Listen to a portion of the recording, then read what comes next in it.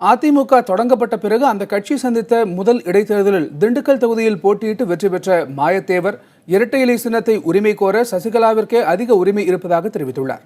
இதுபற்றி புதிய தலைமுறையிடம் அவர் பகிர்ந்து கொண்ட கருத்துக்களை பார்க்கலாம்.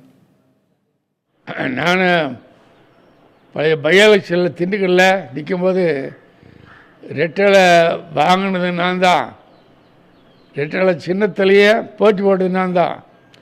இப்போ எம்ஜிஆர் வந்து பிரச்சாரம் பண்ணார். அது அந்த ரெட்டலை சின்னத்துக்கு எனக்கு கொஞ்சம் ரொம்ப உரிமை உண்டு. ஆகவே அந்த உரிமை வைத்து நான் சொல்கிறேன், ரெட்டலை சின்னம் ஜெயலலிதாவோடு இருந்த சசிகலாவுக்கு போய் சேர வேண்டும் என்பது என்னுடைய சிபாரிசு, என்னுடைய அபிப்பிராயம், என்னுடைய எண்ணம். பன்னீர்செல்வம் அமைதியாக அவருடைய வேலையை பார்க்க வேண்டும் என்பதையும் கேட்டுக்கொள்கிறேன். ஆகவே ரெட்டலை சின்னத்தின் முதலாக நின்ற கேண்டிடேட் வேட்பாளர் என்ற முறையிலும் ரெட்டலை சின்னத்தை முதலில் நான் தான் வாங்கியவன்